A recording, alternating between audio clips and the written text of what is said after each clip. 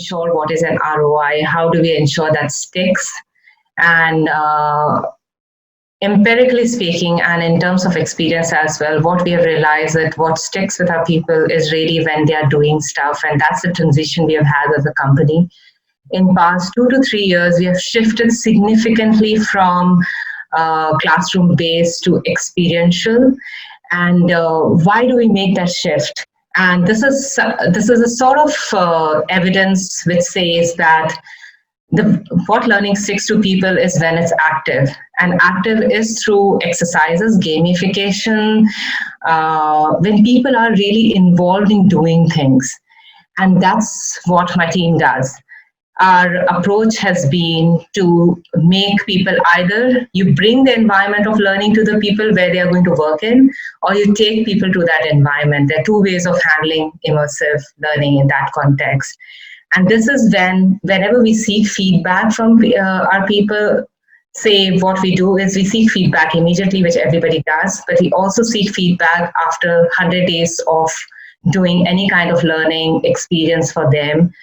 What we have seen is after 100 days, when we ask the line managers of people and the people themselves, has it really helped them in translating it into creating efficiency and productivity? And plus, would they recommend other people to go through it? The positive response rate from 80 to 90% of the participant has been when we have done experiential sessions. And that's where we strongly believe, and in a lot of context, most of our countries have said that they do not want to have training programs. They have significantly refused. And what we do, so how do we work upon it? There was this point of culture that Shubham spoke about. We essentially work with the business strategies, or what is the business trying to achieve? And we work backwards saying, what is the culture that is needed in the organization to achieve that? And we map it in terms of what's the existing gaps. And learning has to support in those existing gaps. Everything has to be for the purpose of achieving the business objectives, which can be on sustainability, which can be on positive impact on the community as well. It's not necessarily the business targets. It can be something as powerful as saying that they have reflections, and that's how we are doing immersive learning, having reflections by people from different. So if we are talking about inclusion, how do we have the right practices of inclusion? We get people from different cultures and make them undergo reflections where they live through those experiences and share those experiences. Remote immersive learning, and this is where COVID has taken us to. So as I mentioned, my team is remotely based. We work for more than 40 countries. Till January 2020, my team members were traveling at least 70% of the year. They were all traveling and doing programs. And then we have COVID happening in Feb. We were traveling and doing programs or interventions because of the reason that people were not comfortable. And suddenly with COVID, there's nothing that can be done. And everybody started opening up, and that's when we started creating these platforms to encourage people to have remote learning experiences. And Nestle globally has been utilizing these remote learning experiences for various purposes. For example, for onboarding people when they join us, because our factories are a very remote location. So when we create virtual walkthroughs, it really helps new joinees to see remote places without traveling over there. And 360-degree videos also work on it. So what it does, remote immersive learning, is it brings a lot of easy access. You don't need to move people here and there. They can be where they are. It is inclusive because you do not deny certain population certain privileges. So it's not about privileges. That's very. Have global collaboration, because now we conduct these kind of learning experiences through different platforms where we have participants from, there can be somebody from Europe, somebody from Asia, somebody sitting from Latin America. Time zone is an issue, but that's a different context. But if you want to create that, global collaboration is very significantly supportive to this. Sustainability, and as a company, we are very passionate about it. We are reducing our carbon footprint. We are reducing travel. And as individuals as well, I'm personally very passionate about this fact that we should not add on to the issues that are there existing in the climate. And hence, as an organization in Nestle, we have, especially with COVID now, since people are willing to change their approach, we really want to push the envelope. And that's what we have, in fact, identified many of our programs, which we said that now these are going to be virtual because there is a high possibility of doing it, and it's great for the environment. And last but not least, which speaks to the business, it helps you to optimize cost. Because once you create this virtual environment or learning experience, you can use it, you don't have to reinvent. You can use it for different contexts and different environment. One. Secondly, of course, the travel, rentals, etc. These are operational stuff, but these are important for the business. And I strongly believe as HR, we are business drivers. We are not business partners. So we need to speak in the language of the business. That's very, very relevant for us. What all we do around it, I already spoke about the virtual walkthroughs and 360-degree videos. We have done this for onboarding. We have done this for specifically for training people on when we convert our factories to more automated mode. For example, we have a factory in Singapore which is fairly progressive, but somebody sitting out of Philippines and that person cannot understand how does it look like, or we cannot make a person go there. So we start with experience through this virtual walkthroughs or through this 360-degree videos to help them understand and make that starting of the journey. So it is embedded into a learning. It's a blended learning. I do not think remote immersive learning can work as standalone. Currently, I do not think from our experience. But once we move to the next stage of it, which is about avatars and holographic presence, it will be a great progress. Some organizations like Cisco are already working on it. And this is the future of learning as an organization. Nestle, we are also exploring the next phase of it because first three we have already. And of course, as Manoj also mentioned, you need to measure. And for us, the measure need not be necessarily money sort of a measure. A measure is also in various other parameters. Exactly like when you talk about sustainability, it's not just about the money, it's about the intent, it's about what human connection you're building for your people and your teams. And that's the point of learning. It has to build that human connection for the people and the teams. Like that's Anjali said about the holographic part of it, we have an app where students can learn and you have the science or whether it's animals or whatever it is, they can see the holographic view. So during the pandemic, since kids were in school, not going to school, we gave education and these features absolutely free for actually parents to make it easy for students to learn along with data offerings. So being a technology organization, it helps us. So one of the things I think I absolutely loved how the topic has come through. To start off, I think for us to be successful in this journey, one of the things that I actually really saw was that we had the foundation that our first speaker spoke about.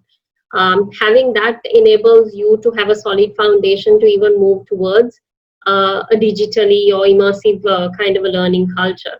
So the biggest challenge that I actually had is when I came back from business and HR, being across the organization, and came into the service academy. Our service academy caters to about 2,000 people, which is retail outlets, multiple contact centers, partner staff, our own staff, etc. So my challenge was, how do I change the mindset of my trainers from being that traditional role into converting them into what they are today. And having said that we've done that early conversion, it was really easy for us during the pandemic, during the shutdown, to quickly move.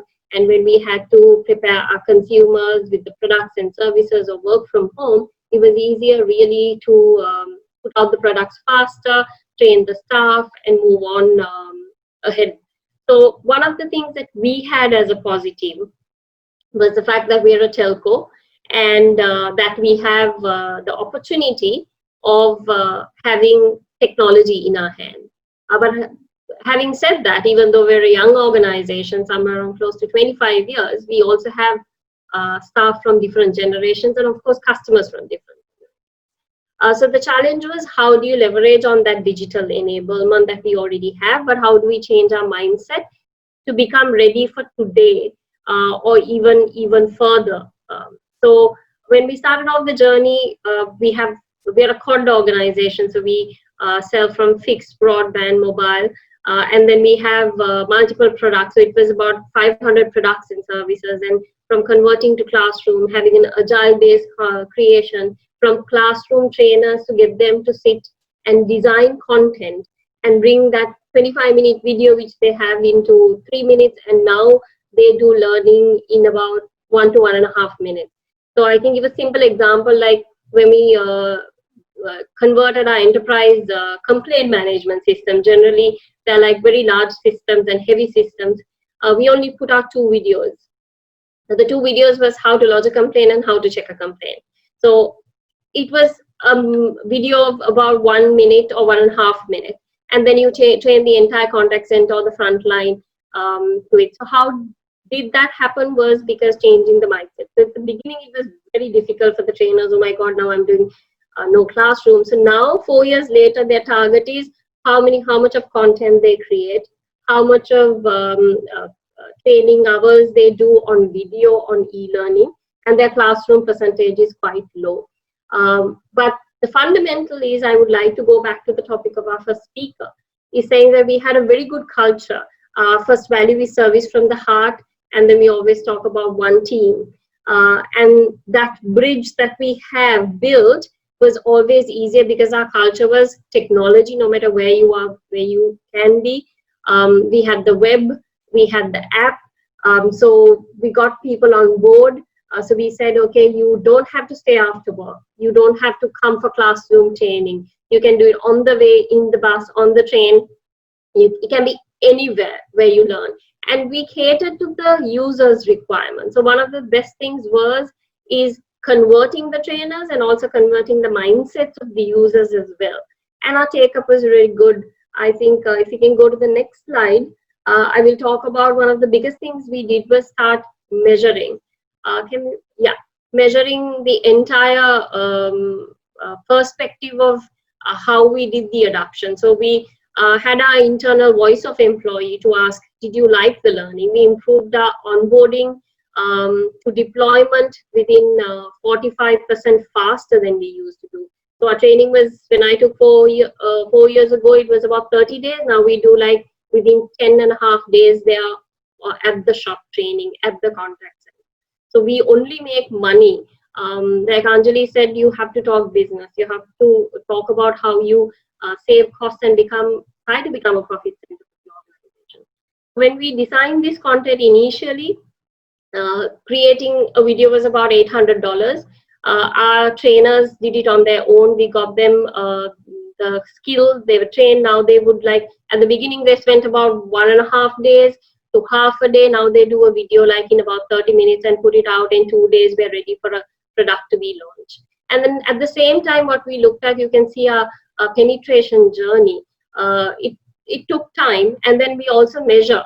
So one of the other things I liked about the first speaker was telling about how do you measure it. So we linked whatever you learn, we linked to their quality and FSR as well. Because one is you need to know the knowledge to do your job, and then we link it to how do you perform quality with the customer, how is the service provider rate you on your NPS, and we related it back to performance as well. And we measured how the learning was in different generations. We brought gamification, we brought apps, we brought in like basic things that you need to know, documentation in more of a gamified way. So they remember those things that, okay, I need these things, and it's in very simple terms. So in that sense, it was a total change for us to get the trainers to be trained and get into a total different mindset, and at the same time also for the users. And for us, I think we've managed to do it successfully, but there are a lot of things that we can actually do in immersive learning. So it has been a good journey actually. Additionally, we had some immersive learnings in terms of gamification, some drama, some role plays. So those were the things which we tried to imbibe into the training modules and in the training delivery system to ensure that the effectiveness is higher.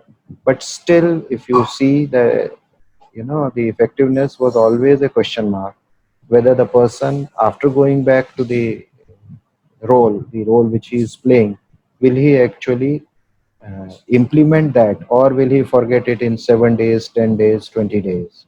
So it was very, very essential for us to provide experiential learning, which a person can carry with him when he is actually going back to his work. And he should retain his, as Manoj talked about, it should have a change in his mindset and he should not get stuck into that single loop. So, what we decided was to have a simulated learning, immersive learning through business simulation games. So, if you are in a simulated environment, the participants get involved, they start playing the role of that person who is actually supposed to be on the job, and then they start behaving in that particular manner. So there is a mindset change which to some extent it brings the mindset change. Somewhere in 2013 we decided to introduce this business simulation games for having that immersive learning. How do we put the immersive learning for the technical competencies? And it was a little difficult. Physically, we could show the things, but as in a running refinery, you cannot go into the refinery and you cannot see the things. So what we did was that we have gone in for a virtual reality platform, and through the augmented and virtual reality platform we have created, petroleum company means we are handling A class petroleum products. So what we did was we went to first we went for the safety modules. So we simulated that there is a depot or a terminal or a refinery and there is some emergency, there is either a fire or some kind of an emergency. So what is the action which a person is required to take? And then the person is actually wearing glasses and trying to rectify the situation, and then you measure how many steps he took, how much time he took to come out of that situation, to find the effectiveness of how he is learned, and then he keeps on doing and performing. So at the next level we definitely are looking for simulating. We have the cut sections and cross section models of the equipment which we are using either in refinery or marketing locations. So those physical sections can be simulated, and there are some modules which are in the progress of developing, where we will have those simulated models and the person will be able to actually not only see but personally operate those cut sections through AR VR, and will be able to perform operations on that. So this will help us in actually making him learn sitting at his place through short modules, as Rekha was just talking about, short duration modules, specific, maybe inside of a valve or inside of a compressor or things like that, without actually much cost involved, and a larger number of people will be able to see that. Essentially, for immersive learning to work in the organization, we need very strong degree of enablement, because that's critical in terms of how people are able to opt for it. Because as we had this discussion about mindset, it's about a mindset. If you do not have enablement embedded into the organization very strongly, people, one, will not be taking that step to say, yes, I want to try this out because this is something different. Secondly, how they are able to apply it to their life and work both. And that's the point of enablement has to be really, really very strong in an organization, is coming from my experience. That's what I have understood. And there are many other factors which can happen. How open are you to digital transformation, etc. But at a mindset level, that's a very key element. I can add two examples to what she said, and I agree with it. Enablement plays a key role. So for us, being a technology, telecommunications, it was very easy because everyone has a smartphone.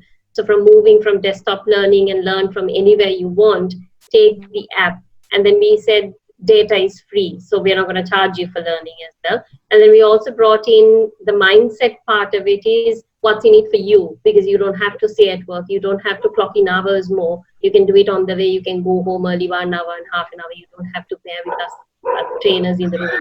So it's about what you also have in it and changing mindset. That really helps enablement and mindset. So those are two examples that I can say in practicality. Yeah, I'd like to just add to that. I think cultures, as we saw it pre-COVID to post-COVID, there is going to be an internal pressure for all HRs and business leaders to be looking at life differently. There's also external pressure now. Yeah. So culture is going to be a fallout of internal is equal to external, and therefore what solutioning you bring to the table as far as business is concerned. So yes, internal culture, mindset, a lot of it is also going to be now external environment driven.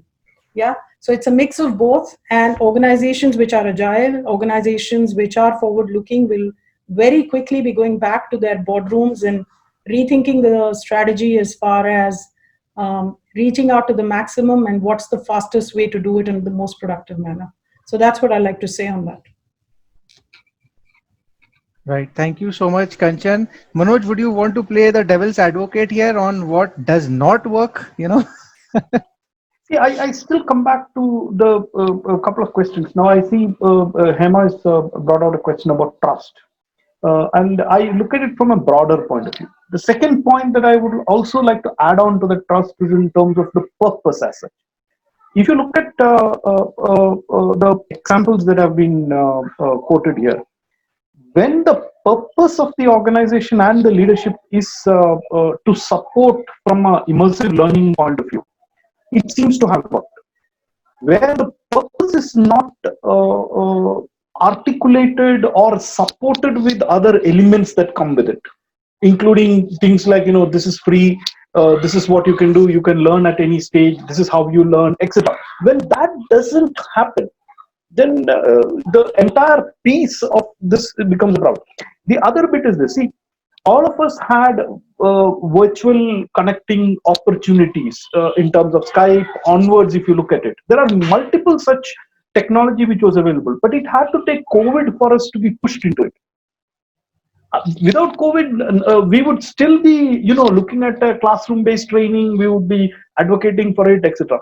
So, what I'm trying to get at is Kanchan very beautifully said that organizations are no longer that we have our vision, mission, etc., and then we will go after our customers.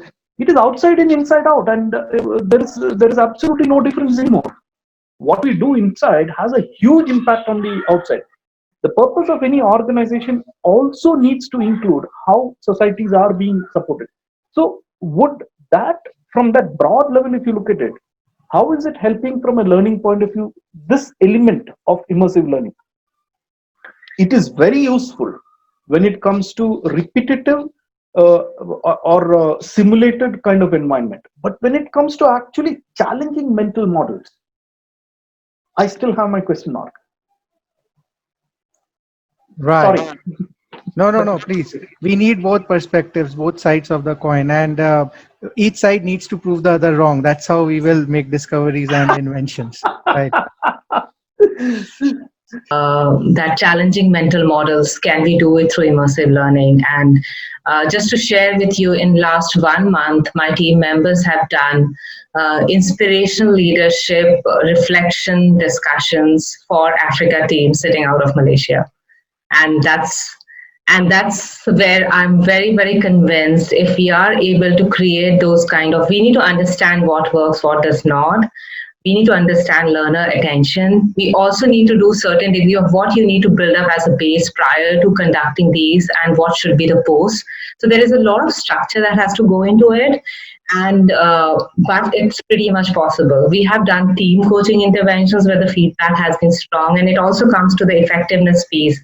So statistically speaking, since we have done a lot of these, at least about 34 virtual experiences delivered in this year, and we were analyzing a week back, and this is just a coincidence. The difference between the feedback ranges from about 10 to 20% in terms of effectiveness. So there is a variation. Definitely, there is a variation we saw, but is it significant compared to the benefits it gives? I would say no, because it's also a learning. Because when you talk about agility, this is new, and if we try out something, you have to learn and then you have to improve. And as we went about the cycle of improvement, we have also seen the feedback gap decreasing. So this is really coming from experience and the data we have been analyzing. So yes, the effectiveness can be there, but you have to understand the learner attention. You have to understand your participant profile. You need to understand what needs to happen before and what needs to happen after. So there's a lot of effort which goes from designing this. That's when it can work. And it is tedious. It's definitely tedious, but that's what we need to learn, right? Yeah, thank you Yeah, so much. Yeah. I would want Yes. to add another perspective here that yes, there is a possibility that in the case of AR, VR, the effectiveness is slightly lower than the physical and actual environment. But then there are a lot of situations where you can actually have a lot of limitations on the learnings in the actual environment, like live fire training. I think only in couple of places in India we have the live fire training. You cannot have fire at the retail outlet or fire in the depot and teach him how to fight that fire and what to do when fire occurs. But if you have a simulated environment and if you have a module in virtual reality which is actually letting you understand the SOPs very clearly, that first thing what you do is to cry out there is a fire, and then you have to go to the which place you have to go to, what hammer you have to take and hit so that you can take out the hose, and then you can extinguish fire.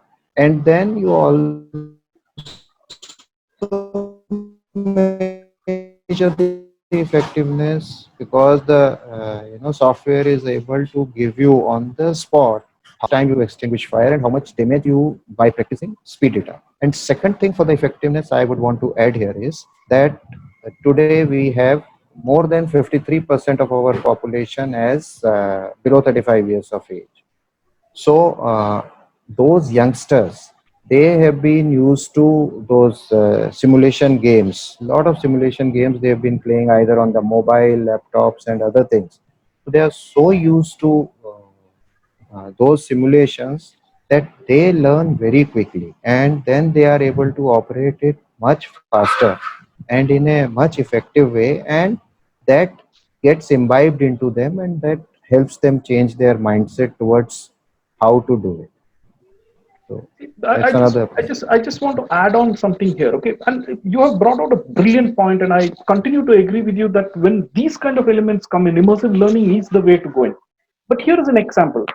I am partnering and coaching a person who is in a partnership form, and both the partners are at loggerheads with each other. Now, after having had a conversation with one of the partners, the challenge that I continue to see is, if the other partner says something, this partner has to say something which is two levels higher. And then it gets into a conflict. Now, look at the mental model that the person comes with. He is out to get me, therefore, I have to first hit him. Now, this partner has undergone trainings on various platforms, and I'm not joking. He has the models in his mind. He has the how do you manage conflicts, how do you manage conversations, how do you manage. But when it actually comes to doing it, he's simply not doing it. So 3 months now, I have been talking to him. Every week we have a conversation. He moves a little bit. He moves a little bit. He moves a little bit. Now, when it comes to these kind of matters to deal with, I'm not sure whether immersive learning can help. Now, take for example people who are 35 and less in your organization. Wonderful, they are absolutely brilliant when it comes to learning, micro learning, everything. But talk about how well they collaborate with each other. Talk about how well they work with their bosses and stakeholders. Now we have a bigger problem to manage, and that is I where would I'm coming. agree with Manoj as well, because even in like service side, you would have agents.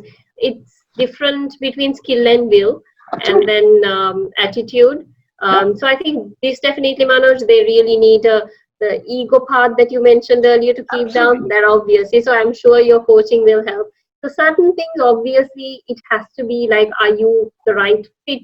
Have you been hired for the minimum skills? Which ones you need close attention? All of that plays as well. So there's some form of face-to-face interaction or whatever that you have to do. And also in between personalities, when two personalities are absolutely strong, you probably need to teach them at a mentoring point of how you bring a good chemistry and also bring the best of each other. So I think that's where I really note down what he said, is keeping the ego aside and collaborating and not looking at competing. So that, of course, is skill versus will and attitude. Yeah, absolutely. So, Manoj, the perspective is absolutely right. However, I believe there is a distinction between people who are at a partner level and the large number of managers and that level in the organization. And we are talking about some generic mind shift. So, where my faith lies is that when we are talking about elections, technology influences elections, influences who a good leader is, and therefore there is a huge possibility. I mean the US elections is governed by technology and how technology is influencing people. So if it's possible in large elections, it's possible in an organization as well, to create, to align people in a certain direction. It's still in future, but I'm sure I have a favorable faith in that. But yes, not for partner levels, because if I try to he's a very senior guy. Yeah, there's a big difference. He needs a face-to-face coaching, definitely. So No. Yeah, but I'm sir, talking about. yeah. I'm sorry, Anjali. Go ahead. No, that's fine. Please go ahead. So, what I would like to slightly bring in a perspective, saying that um, uh, immersive learning is not a standalone model. That's the whole point. Learning has to be in a context speaking. And when we are, and Shubham, I disagree with you that it doesn't work for partner level, because uh, when we are talking about, we have really shifted for our leadership teams. Now in Nestle, what we have started is we have stopped doing, we used to do programs with IMD, we used to do with London Business School and everywhere. And now we have started doing leadership expeditions explicitly. So whenever in countries we have business challenges, clear business challenges, and or leadership challenges within the leadership team, which is the senior management of the team, we are only recommending to get into a leadership expeditions where we take them to those environments, different environments, and that is immersive learning. We have shifted completely in Nestle. And we have gone the other way, and our leaders are more and more coming back and saying, we don't want this kind of coaching, etc. We want to have leadership expeditions. So we start with a problem statement. We make a directionally journey to be reached. We map out a chart and we say, okay, we start with the expedition, and then they have checks through it. So we have completely seen that being acceptable, and that leading to more useful outcomes, and that is purely immersive learning. So I mean, able to do that without judgmental understanding of human-to-human coaching interaction. So sometimes so it is blended, and then you have to bring in that element of when people have mindset issues, then you have executive coaching, which is relevant, which has to be brought in for individuals. So that's the point. You cannot say this is one-stop solution and you don't need anything else. It is very useful in designing the whole framework, and you have to see the context. Like Sandeep was also mentioning, in factories, when you're using it, you're using for shop floor because of a certain context. Nothing can be decided without a context, and that's why I always go back to business. For me, learning is business, and that's where it should come in. Yeah, but for partner level and senior leadership, more and more we are shifting completely to immersive rather than learning programs. They don't want anymore, and that's what they are saying. See, Anjali, to your point, and I agree with you when you say that that, it is not a unidirectional approach. It has to be a blended thing, and there has to be multiple things. But my fear is this, and my concern is also this: as you grow up higher in the ladder, the things that you are dealing with mostly is the comfort zone that you are in. Yeah. And the comfort zone has to be challenged, and that challenge comes from the context and empathy that gets built in that conversation. Yeah, absolutely. So when leaders take a stand saying that no, we are happy with this and we will do this, then the concern that raises up is who and what is helping us challenge, including me, challenge that status quo which I'm going Yeah. through. Yeah. Yeah. So that's why we have this issue. Let's say tech, for example, most of the multinationals are having this challenge of local players getting very, very relevant, and which is great. And that's how it should be. There's the competition coming in. That's the reason we decided leadership expeditions, because we used to take them to that environment with the startups, and that used to bring a lot of humility. Please stop being in your space where you think you have exceptions. So when we took them to that environment and helped them understand how these startups were doing, or maybe the local players are doing things differently, you can be judgmental, but please have that humility. In fact, taking them there brought in more humility rather than having 10 discussions in London Business School. So that's the reason I'm a strong promoter, because they were like, and the leaders honestly are mature people. When they see something, they understand. They might not accept it. But that's the challenge you have of the mental models, and that's where it comes in.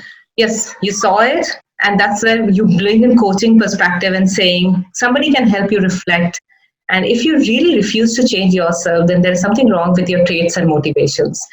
And then that's when you need something stronger saying, this does not work. This is not what we need in this organization. So I'm being a bit strong on this front, but that's how the journey happens, right? We have to also accept that we cannot change fundamentally human being through learning. That's not what learning can do. It can only support. Thank you so much, Anjali. I was never so happy about being proven wrong. Thank you. My pleasure. Thank All you. right. So we have a creator of immersive learning. I'm not an executor, which Anjali and which Rekha and which Sandeep ji are, and therefore they know more about what the bottlenecks are. As a creator, we create leadership simulations. What you see on our screen are different leadership simulations that we practice and that we extend. So we also customize simulations according to specific organizational needs. They could be quick 30-minute simulations where people can immerse, have the experience, get a report, and get on for the next process.